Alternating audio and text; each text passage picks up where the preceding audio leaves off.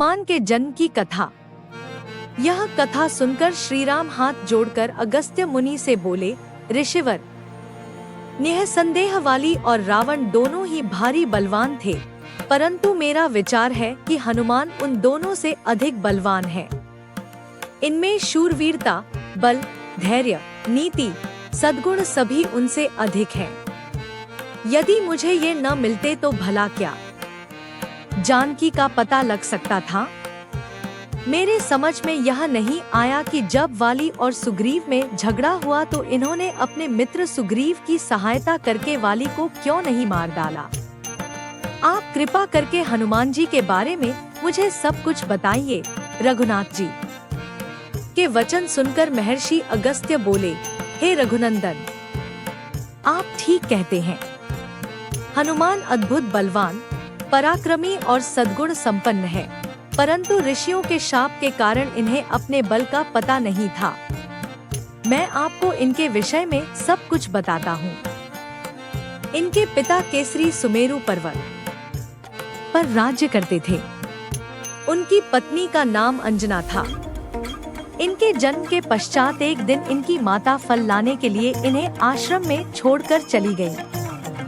जब शिशु हनुमान को भूख लगी तो वे उगते हुए सूर्य को फल समझकर उसे पकड़ने के लिए आकाश में उड़ने लगे। उनकी सहायता के लिए पवन भी बहुत तेजी से चला। उधर भगवान सूर्य ने उन्हें अबोध शिशु समझकर अपने तेज से नहीं जलने दिया। जिस समय हनुमान सूर्य को पकड़ने के लिए लपके, उसी समय राहु सूर्य पर ग्रहण लगाना चाहता था। हनुमान जी ने सूर्य के ऊपरी भाग में जब राहु का स्पर्श किया तो वह भयभीत होकर वहां से भाग गया।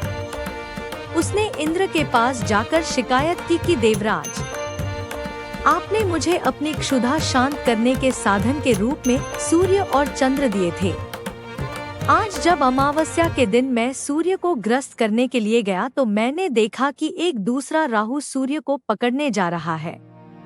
राहु की बात सुनकर इंद्र घबरा गए और राहु को साथ लेकर सूर्य की ओर चल पड़े। राहु को देखकर हनुमान जी सूर्य को छोड़कर राहु पर झपटे। राहु ने इंद्र को रक्षा के लिए पुकारा तो उन्होंने हनुमान जी के ऊपर वज्र का प्रहार किया, जिससे वे एक पर्वत पर जा गिरे और उनकी बाईं ठुड्डी टूट गई। हनुमान की यह दशा देखकर वायुदेव को क्रोध आया। उन्होंने उसी क्षण अपनी गति रोक ली। इससे कोई भी प्राणी सांस न ले सका और सब पीड़ा से तड़पने लगे। तब सारे सुर, असुर, यक्ष, किन्नर आदि ब्रह्मा जी की शरण में गए। ब्रह्मा उन सबको लेकर वायुदेव के पास गए। वे मृत हनुमान को गोद में लिए उदास बैठे थे। जब ब्रह्मा जी ने उन्हें जीवित कर दिया तो वायुदेव ने अपनी गति का संचार करके सब प्राणियों की पीड़ा दूर की। चूंकि इंद्र के वज्र से हनुमान जी की हनु खुड्डी टूट गई थी, इसलिए तब से उनका नाम हनुमान हो गया। फिर प्रसन्न होकर सूर्य ने हनुमान को अपने तेज का 100वां भाग दिया। वरुण, यम, कुबेर, विश्वकर्मा आदि ने उन्हें अजय, पराक्रमी, अवध्य होने, नाना रूप धारण करने की क्षमता आदि के वर दिया। इस प्रकार नाना शक्तियों से संपन्न हो जाने पर निर्भय होकर वे ऋषि मुनियों के साथ शरारत करने लगे। किसी के वल्कल फाड़ देते, किसी की कोई वस्तु नष्ट कर देते। इससे क्रुद्ध होकर ऋषियों ने इन्हें शाप दिया कि तुम अपने बल और शक्ति को भूल जाओगे। किसी के याद दिलाने पर ही तुम्हें उनका ज्ञान होगा। तब से उन्हें अपने बल और शक्ति का स्मरण नहीं रहा। वाली और सुग्रीव के पिता ऋक्षराज थे। चिरकाल तक राज्य करने के पश्चात जब ऋक्षराज का देहांत हुआ तो वाली राजा बना। वाली और सुग्रीव में बचपन से ही प्रेम था। जब उन दोनों में बैर हुआ तो सुग्रीव के सहायक होते हुए भी शाप के कारण हनुमान अपने बल से अनजान बने रहे। हनुमान के जीवन की यह कथा सुनकर सबको बड़ा आश्चर्य हुआ।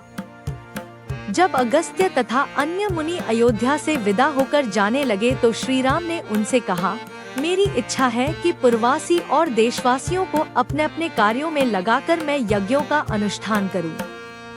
आपसे प्रार्थना है कि आप सब उन यज्ञों में अवश्य पधार कर भाग लेने की कृपा करें। सब ऋषियों ने उसमें भाग लेने की अपनी स्वीकृति प्रदान की। फिर वे वहां से विदा होकर अपने अपने आश्रम को चले गए।